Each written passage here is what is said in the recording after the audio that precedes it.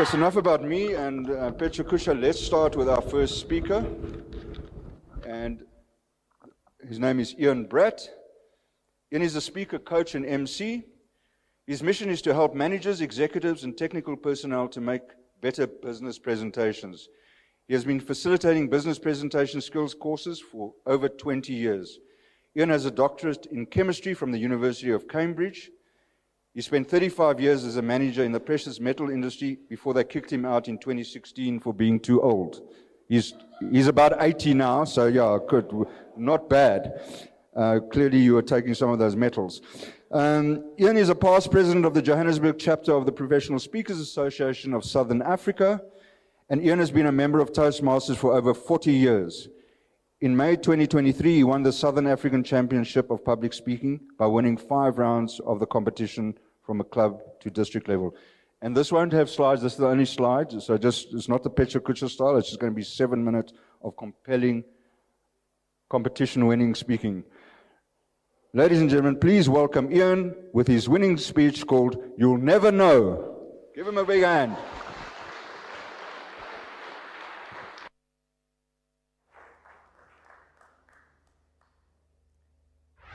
What is your biggest fear? Ophidiophobia, a fear of snakes. Glossophobia, a fear of public speaking. Arachnophobia, a fear of spiders. But perhaps your biggest fear is not what you think it is. Good evening, ladies and gentlemen. Let me take you back to when I was 7 years old. I had a friend with a much older sister, Sheila, and she used to take us swimming in the back of her battered blue minivan.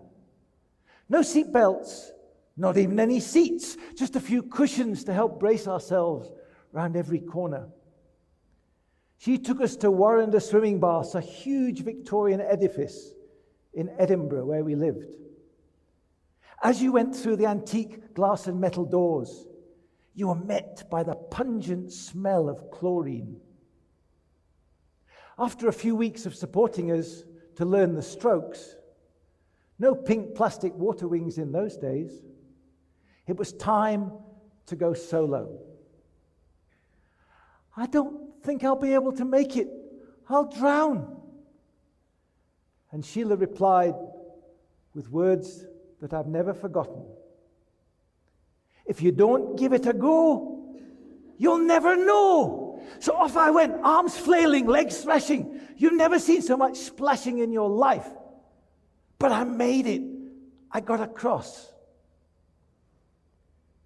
On the way home that evening, we stopped for our usual refreshments.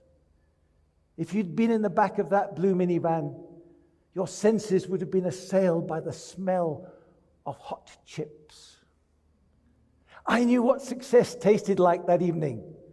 Hot chips and strawberry milkshake. Fantastic. I couldn't wait to get home to tell my parents, Mommy, Daddy, I can swim. Well done, son. We're proud of you. I can still swim, and I swallow less water these days. Deciding whether to swim solo may not seem like a big decision to you, but for a 7-year-old, it was. 20 years later, I was faced with a much bigger decision. I was living in the northeast of England. I was made redundant, and I lost my job. I applied to 57 different companies, all handwritten letters which were posted. No internet or email in those days. And I received 2 job offers. And I had a decision to make. Should I stay in England, where I knew the people, I knew the culture, most importantly, I knew the beer?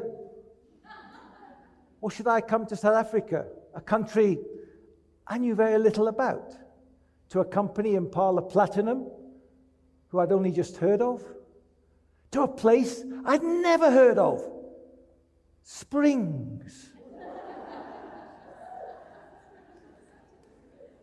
What if we go to South Africa and we don't like it? What if we sell up and we lose everything?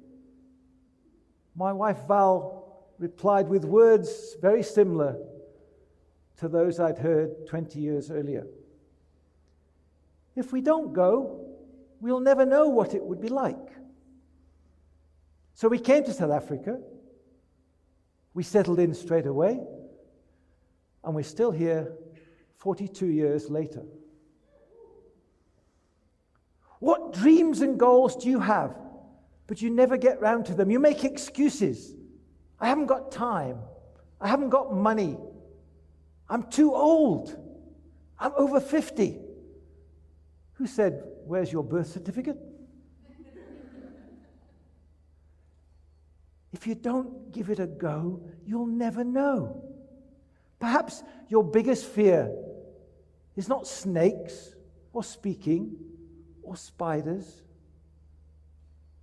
but fear of failure, just like I was afraid of failing swimming across that pool. Bronnie Ware, the New Zealand nurse, wrote the book, The Top 5 Regrets of the Dying.